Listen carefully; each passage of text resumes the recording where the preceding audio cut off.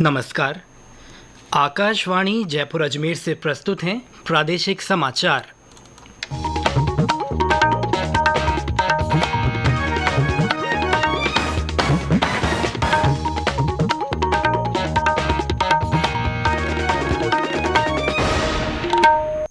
मुख्य समाचार। 18वां G20 शिखर सम्मेलन नई दिल्ली के भारत मंडपम में संपन्न। प्रधानमंत्री नरेंद्र मोदी ने इस वर्ष नवंबर में G20 नेताओं के वर्चुअल सत्र के आयोजन का प्रस्ताव रखा। प्रदेश में आज से इंदिरा रसोई योजना ग्रामीण की शुरुआत हुई। केंद्रीय मंत्री अर्जुन राम मेघवाल ने कहा, भाजपा की परिवर्तन संकल्प यात्रा जन जन की आवाज बनी। और प्रदेश में कई स्थानों पर बारिश का दौर जारी। कल जयपुर, भरतपुर और कोटा संभाग में कुछ स्थानों पर बारिश का पूर्वानुमान।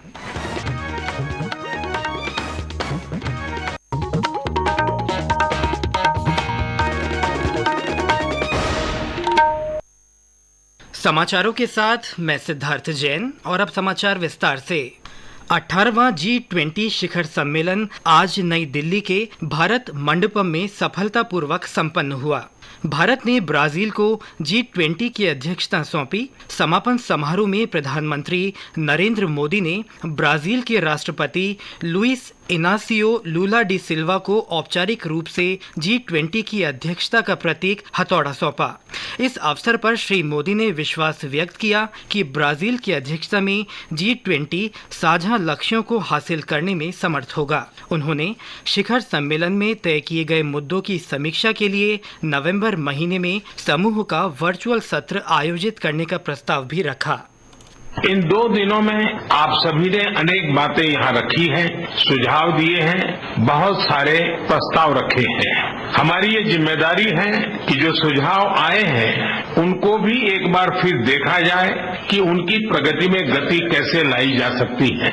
मेरा प्रस्ताव है कि हम नवंबर के अंत में G20 का एक वर्चुअल सेशन और रखें। इस समिट के दौरान तय विषयों की समीक्षा कर सकते हैं। मैं उम्मीद करता हूं कि आप सब इससे जुड़ेंगे। G20 की अध्यक्षता का प्रतीक स्वीकार करने के बाद ब्राजील के राष्ट्रपति ने कहा कि वर्तमान दुनिया में धन अब भी अधिक केंद्रित है, जबकि लाखों लोग भूखमरी से त्रस्त हैं। उन्होंने आय, स्वास्थ्य देखभाल, शिक्षा, भोजन और स्त्री पुरुष के बीच अंतर जैसी असमानता के मुद्दों से निपटने की आवश्यकता पर जोर दिया।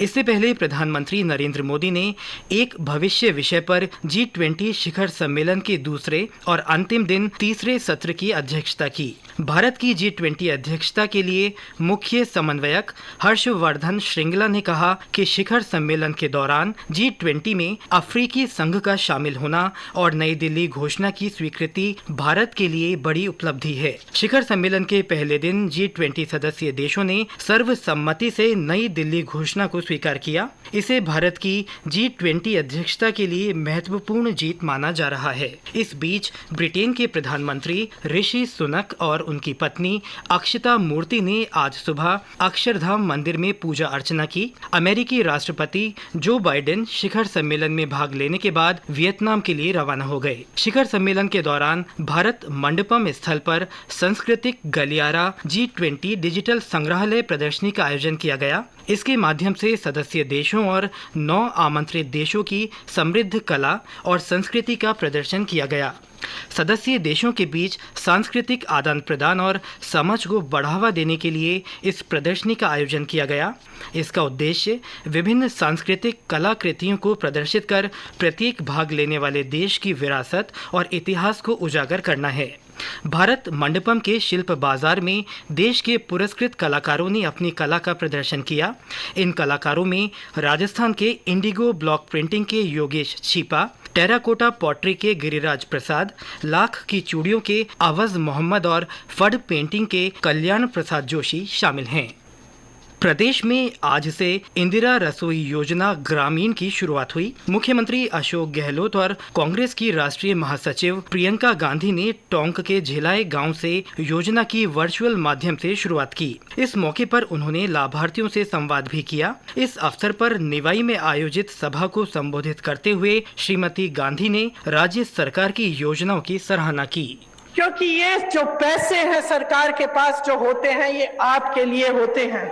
जिस सरकार की नीयत सही होती है वो इस संपत्ति को आपकी भलाई के लिए खर्चती है, और एक ऐसी ही सरकार आज राजस्थान में कांग्रेस की सरकार, अशोक गहलोत जी की सरकार है।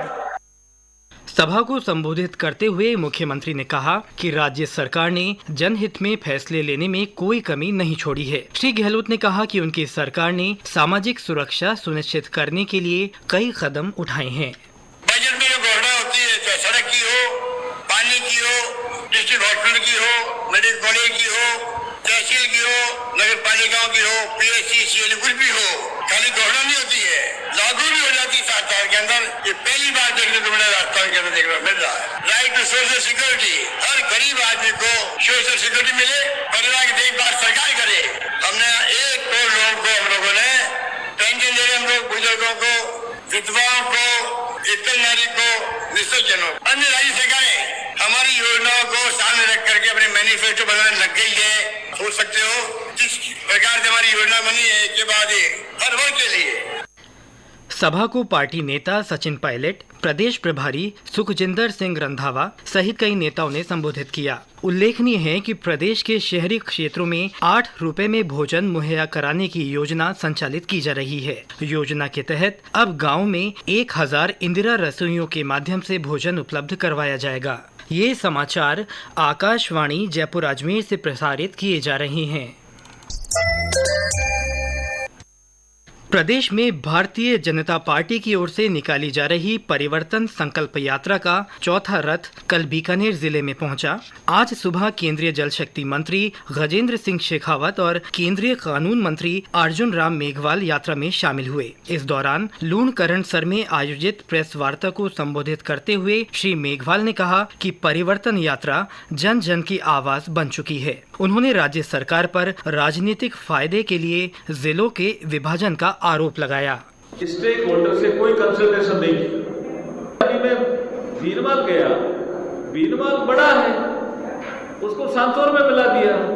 छत्तीसगढ़ के लोग भी अनुकट से नहीं मिलना चाहते, फिर भी राम लुभाया कमेटी की रिपोर्ट का इंतजार किए बिना अशोक गहलोत जी ने राजनीतिक लाभ के लिए जिले घोषित कर दिए। ऐसे कई जगह इन्होंने जो विसंगतियां की है, ऐसे में संकल्प पत्र समिति का संयोजक होने के नाते हम निश्चित रूप से सुधार देंगे। ये हमारे लिए इनपुट का विषय है।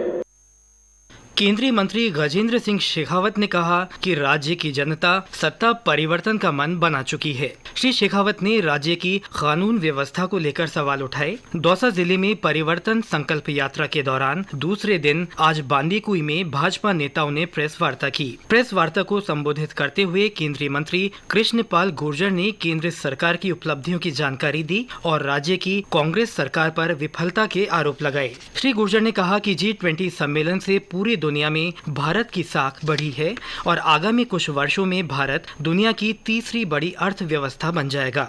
इस दौरान सांसद जसकौर मीणा, पूर्व मंत्री अरुण चतुर्वेदी सहित कई पार्टी नेता मौजूद रहे।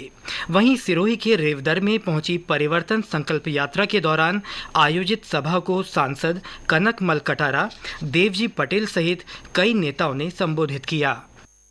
और अब मौसम।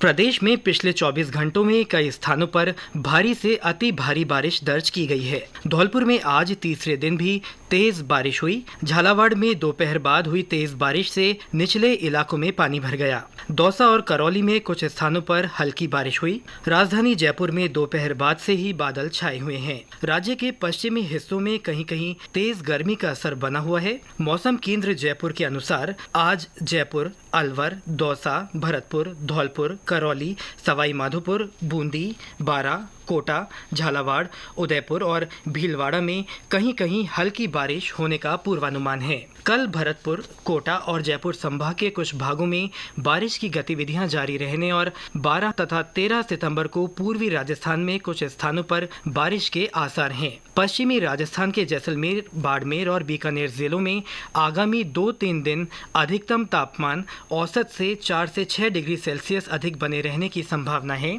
वहीं छुटपुट स्थानों पर हल्की बारिश हो सकती है।